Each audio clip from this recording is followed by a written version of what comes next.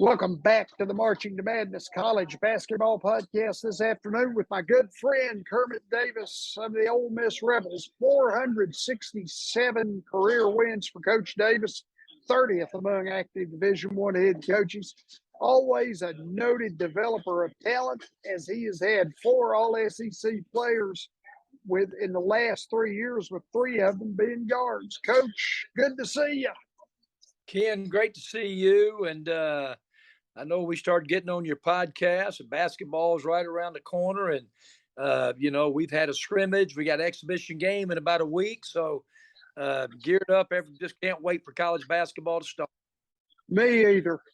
I'm so excited. Tell us a little bit about your scrimmage and who you're facing your exhibition. Yeah, we can't really talk a lot of. I can tell you, we scrimmage Clemson, and I think we know they got. I like their team a lot. I think Brad does an unbelievable job with his team. It was great for us. Played a really good, well-disciplined team, and it was good. So we had some bright moments. A lot of things in the next 2 weeks we got to get corrected, Ken. But everybody got a chance to play, and we played about 50 minutes, so it was good. Yeah, now you guys went to Nassau, the Bahamas, and won all 3 of your games there. Talk a little bit about having those scrimmages, I guess, outside of the country in the summer. Yeah, it's great. With you get 10 extra days of practice. We had about 5 guys that didn't because of kind of banged up with injuries, but it was a great building experience for us. Played 3 teams. I thought one team had some pretty good resistance. The other 2 teams, we should have won how we won, and we did. But it really, the 10 practices, the experience go to Atlanta. Some of those freshmen and new guys get a chance to play in a game was good. And so, we spent about a week there at the Atlantis Resort, which is a fabulous place. Oh, yeah. Yeah, it's beautiful. So I know you come back, you have Deshaun Ruffin and Matthew Merrill. Both shot high percentages for you last year inside of the 3, but Matthew was 38.6% from outside the 3-point line. Yeah, Matt averaged nearly 16 a game in the SEC, played great. There's a lot of great players on the preseason team. Matt wasn't one of them, which that's shows you if he's not, well, this league must be ridiculously good.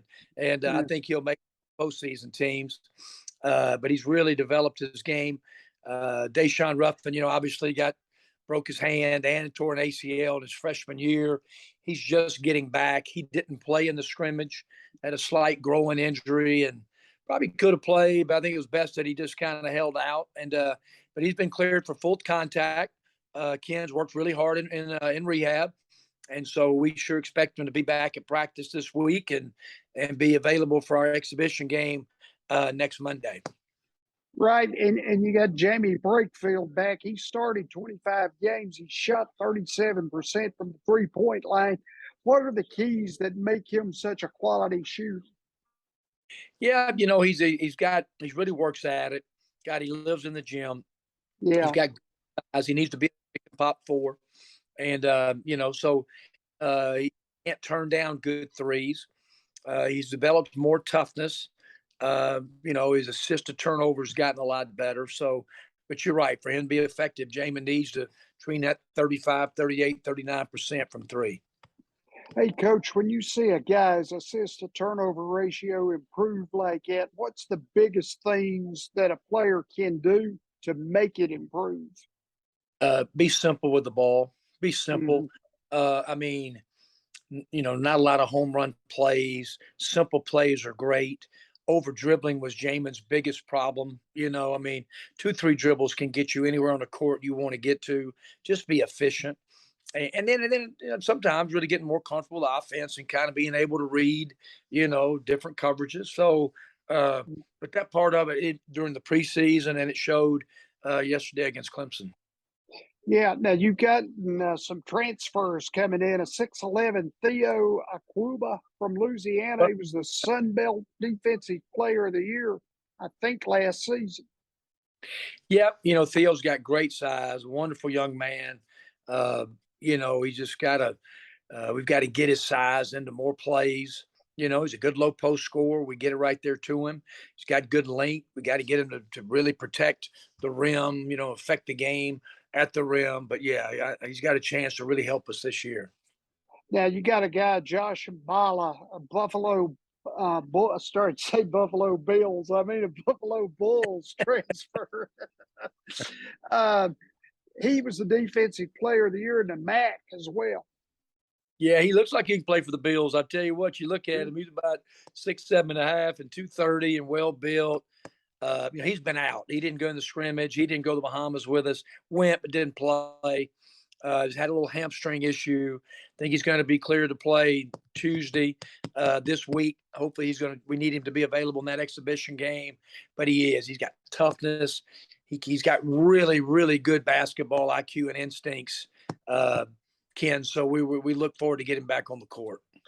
Kids that have really good basketball IQ and instincts. When you talk about them being bigger and playing in the low post, does that affect how well they can play at that portion of the basketball court? Yeah, I mean, you can, if you're 6'8" and you can shoot a three, that's great. But if you can't affect it from a physical standpoint, then your size. How does your size really matter? But when you start looking at these 6'7", 6'8" guys, okay, can he make a three? Good 3-point shooter. How many offensive rebounds does he have? Well, God, he's a great offensive. Those guys scare you to death because you can't really pick and pop four. If you do, you're worried about him going back and rebounding the ball over smaller guys or being physical around the goal. So you're right. And I tell you one thing, Ken, I mean, what just separates is the basketball IQ stuff. I mean, the guys that have it for their level of play, the guys who are great, have an art for watching film, and getting better that way. A lot of really talented young guys holds them back most. Well, a couple of things: toughness and the basketball IQ part. And it takes some guys a little bit longer to be able to do it. Now, when you talk about Theo and Josh both being, such high release players in both their leagues, what do they have in common that they're bringing to you? Yeah, they're both great leaders, good young guys. Not, just good people. They like to work. Even Javius McKinnis, the transfer from Jackson State, athletic, 6'7", 235, another defensive player of the year. Miles Burns, Loyola New Orleans MVP, another defensive player of the year. So we thought Ken, to tell you the truth, we were a little soft last year, and we didn't guard didn't rebound it like we needed to.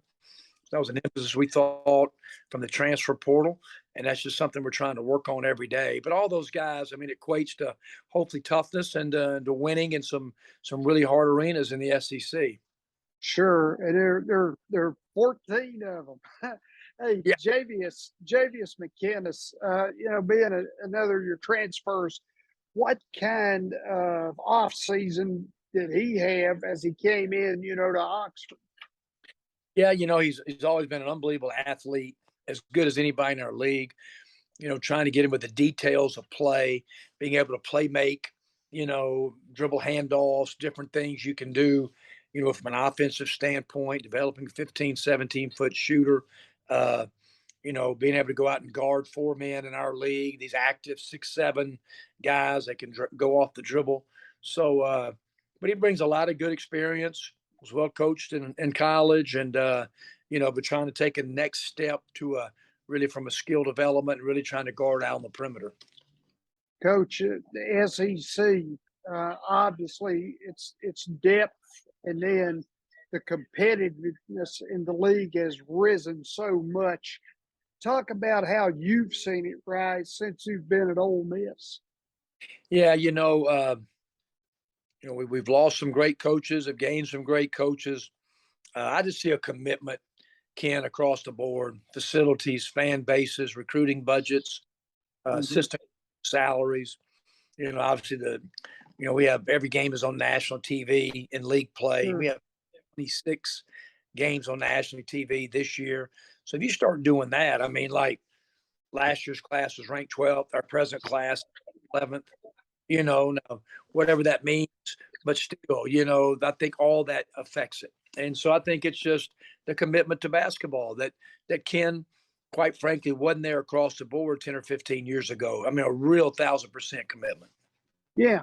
Oh yeah, I agree. And I mean, we see different teams going different places with different ways to play now, or different perspective from new coaches. Yeah, it is. It's our league is it's an unconventional league, very well coached, but a lot of Mhm. different styles in our league. You kind of go the Yeah. Big Ten, kind of a lot of great coaches there, but maybe similar styles for the most part, And this league was a lot of unconventional stuff. I mean, guys will do different things defensively, and obviously, it's always been a great athletic league, But Mhm. but the coaching is really really good, and it's getting recruited at such a high level. Last thing, Coach, which are the most important analytics to you, and then how do you use those with your staff as you scout a team or you look at your own team? Yeah, I mean, God, it's so much information out there, Ken. I mean, just obviously, trying how many A range shots you get. I'm talking about rim shots. Yeah. Uh, I still believe that there's some good mid range basketball, but it's got to be a really good selective mid range shot.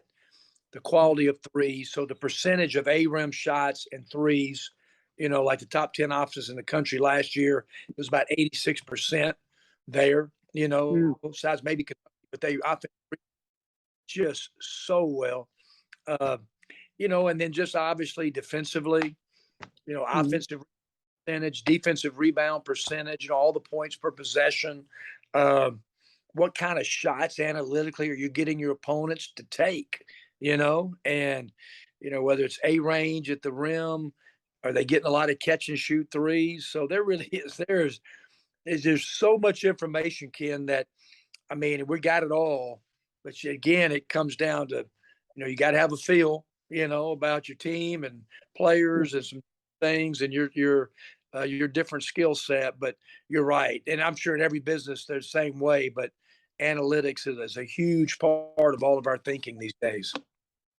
Coach Kermit Davis, the Ole Miss Rebels, hotty toddy up there, Coach. I hope you guys do well, and it's great talking to you again. Howdy toddy, Ken. I'm glad you're doing good and look forward to being back with you.